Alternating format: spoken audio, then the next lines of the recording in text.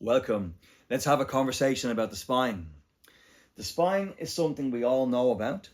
We've probably had aches or pains in our body at some point in time, and we most certainly know somebody that has issues with their spine.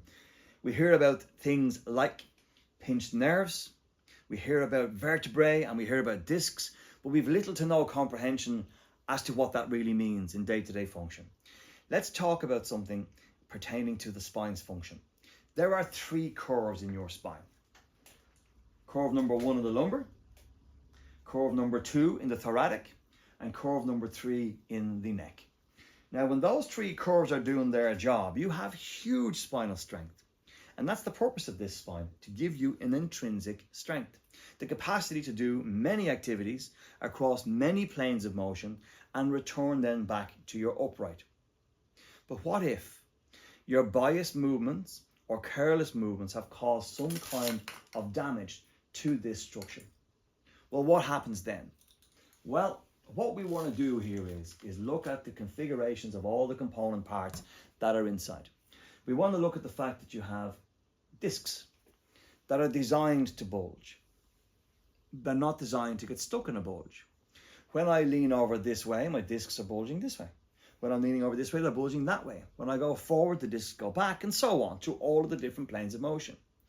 The reality is that discs have the capacity to take and absorb that kind of movement. But if the movement is excessive or part of it gets pinched, you can end up with a herniated disc, a bulging disc that has torn, and you end up now with a different kind of dysfunction. But if this is designed to last you a lifetime, and if every one of these vertebrae, which is the bony structures that are in there, are connected to two above and two below, directly with ligaments and muscles, and you have muscles that run along the front of all of them, back and front, and then you have a whole heap of tissue that envelops and wraps around, meaning that every one of these vertebrae is moving in conjunction with the rest of the vertebrae. Well, then why does it go? What is it that happens that allows for something that's so structurally competent to deviate? Well, the answer is that we, the people, move out of the functional position. We start to habitually use our body in positions that are not good for the spine. We can develop too much visceral fat. We can develop deviations in our pelvis that increase the curves in our spine. We can slouch from the top down, creating adaptations all the way through. We can eat poor quality diets, depleting the bone structure of what it needs. And there are so many reasons as to why the spine can find itself in a threatened position. But the good news is that there's one thing that one must do irrespective of what their spinal issue is, and that is return it to the shape that it was designed to be in. Now, that is a spine that holds its natural position, that allows it to sit beautifully centered into the pelvis, that has its natural three curves, that has 5 lumbar vertebrae, number 3 in line with the umbilicus or the belly button, the 12 that are above it that have a ridge attached to each of them. You can see them here, 12, 11, 10, 9, 8, 7, 6, 5, 4, 3, 2, 1, and the 7 of the neck. And the top 2 up here, C1 and C2, that have to sit perfectly in balance and poise so the head can sit on top. So if you've got a deviation in your spinal structure, whether it's forward or whether it's a lumbar curve, you are creating an articulating problem that forces all the musculature around that area to start to stiffen, to give you stability in a position that's not stable. Now take a moment to think about that. If your spine is in its proper position, it has huge stability. It has an evolutionary design that's designed to give you movement with strength, the capacity to shape change and recover.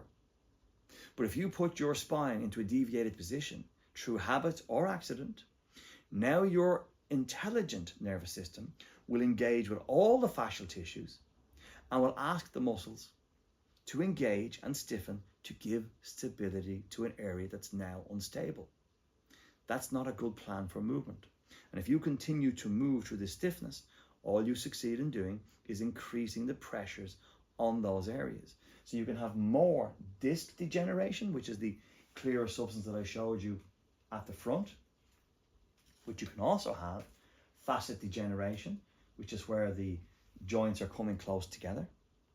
And you can also have a degeneration in the capacity for the muscles to do their job because they're inflaming and stiffening and tightening and filling with lactic acid. And that can create a pinch point for the nerves that are coming out of the actual spine. And that's before considering that the spine themselves can grow bony little growths and pinch on the nerves. All of this can be mitigated against, reduced, but maybe most significantly, can basically give you an opportunity to have your spinal dynamic work for you, not just at an injury prevention, but maybe how about getting to a level of performance and preserving that performance. Your spine is dynamic and functional for a reason. It's yours for life. It's up to you to treat it well.